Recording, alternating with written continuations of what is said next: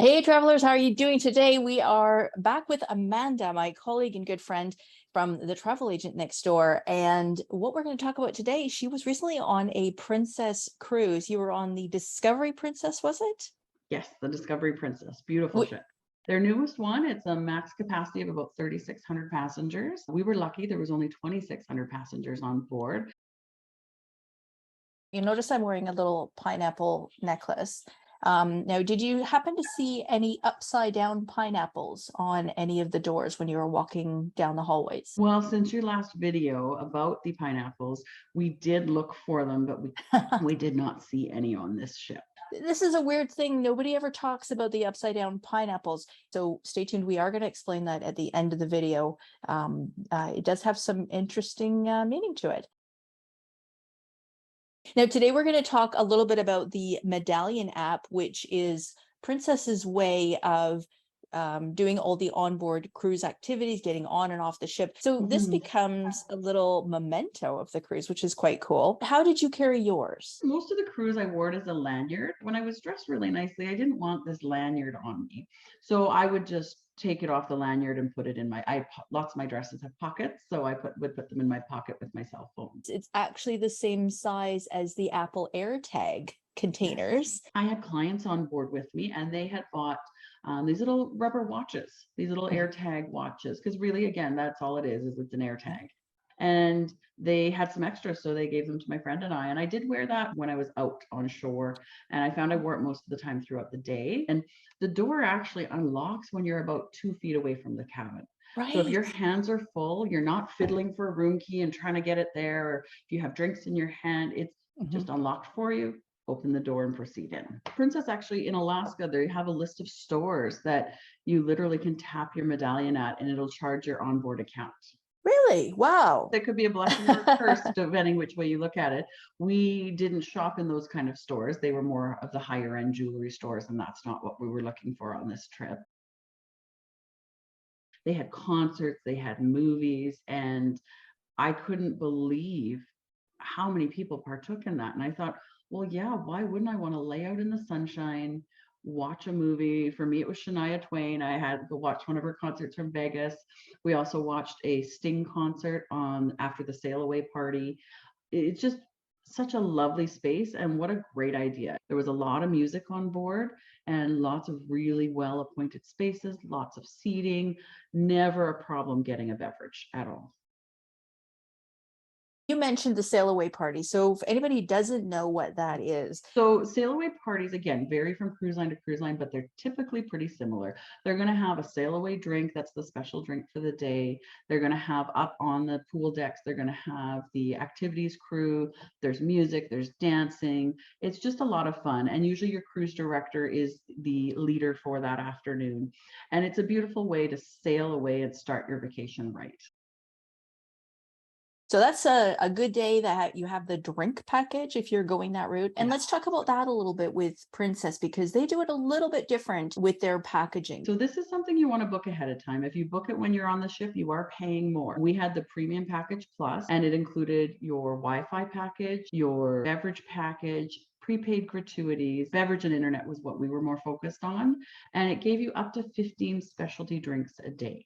So in the main dining rooms, when you're ordering a coffee or a tea or a pop or water juice, that's all included. But it's when you add the adult juice into it that it's not included. You know, at first you might go, oh, I don't think I'm going to drink 15 drinks a day. But when you add up that most alcoholic beverages are about $8 to $16 US, it starts to add up really quickly. Now, I just want to back up a second and say also that if you are a person who likes a cappuccino or a latte, those are not included in the standard ship program. Your basic coffee and tea is, but if you want a fancy coffee, and I don't mean adult beverage coffee, I just mean, you know, something frothy, extra hot, 3-whip. Yes. Exactly. So once you start to wean out those prices, it actually makes it very affordable to go with the premium plus package. Now, they do offer this information on the app for Princess, but I think they were also still doing the paper version. There you go. paper. I like to be a paperless person. I love my phone. I love having everything on my phone. However, my eyes are also getting a little more tired than they used to be. And I did like just having a big piece of paper that you get the night before, and it would tell you what time everything is on. But I love the show The Deadliest Catch. And one of the days there was a presenter, and they did about a 45-minute speech about their life in Alaska and how they became Alaskan king crab fishermen and the other things that they would fish for. They had wildlife naturalists on board, and then, laugh if you will, we played bingo, because you can't go on a cruise without playing bingo. I happened to win, so I spent that money in the spa. And you can play either electronically on your device, or I'm old school, and we had the bingo dabbers with the little tear off sheets. And it was a ton of fun, because as we were playing, we're ordering drinks, we're ordering snacks, and it was a great environment.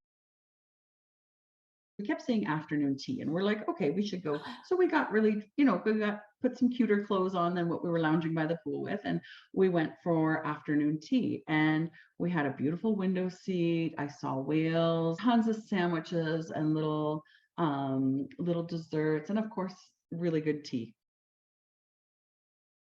On the Discovery Princess, what was your favorite meal or treat? I'll have to say, start off with the main dining rooms are phenomenal. Like I could have not gone to a specialty restaurant and been completely happy with my cruise and the food quality on board. The specialty restaurants, I felt it was my due diligence to check them out, just so I could tell my clients about them. So my favorite meal was actually at Sabatini's the first night on board. There is a surcharge for these restaurants. There was too much food. My colleague and I that were traveling together, she could not finish her meals. I could not finish my meals, and I love food. And we purposely ate like birds all day just so that we had a good appetite. And I had this beautiful lemon shrimp scampi type pasta. The other thing that's really cool with Princess Cruise Lines is they have this chocolate journeys that they call. So they have a specific dessert, depending on the night and the restaurant, that is an exclusive feature. These desserts were truly pieces of art. And going along with the food comes the service side of things. My friend and I were dining with my clients one night. It was the Italian themed night. And they had all ordered eggplant parmigiana, and I ordered this chicken with pesto inside. And they all were raving about it. Of course, we all share plates and we share foods. Forget COVID, we just shared. And they couldn't believe how good my chicken tasted. And the maitre d', who was probably 12 to 13 feet away, overheard my girlfriend say, I would just love chicken. I don't want all the sides. I just want to have the piece of chicken. And literally 3 minutes later, in front of my friends and my clients, was the plate of chicken. Wow. Okay, so we've kept everybody in the dark for long enough, I think. Let's explain this pineapple situation. A lot of people adorn their cabin doors with personalization stuff, especially if it's a birthday or an anniversary or something. If you are walking down the hallway and you see an upside down pineapple, Amanda, what's the scoop with this upside down pineapple? Well, I think people should Google it. You're not going to tell everybody what it is? Nope. I'm going to spill the beans here. If you see an upside down pineapple, what it means is these people may be swingers. I mean, it could also mean that they just really like pineapple. Yes, the swinging lifestyle, if we will, that is what it may or may not represent. Well, it's like Vegas, right? What happens on the ship stays on the ship. So thanks again for sharing with us, Amanda. And if you guys enjoyed this video, please consider giving it a thumbs up. Don't forget to subscribe so you don't miss out on future videos. And we'll see you on the next one. Bye for now. Bye.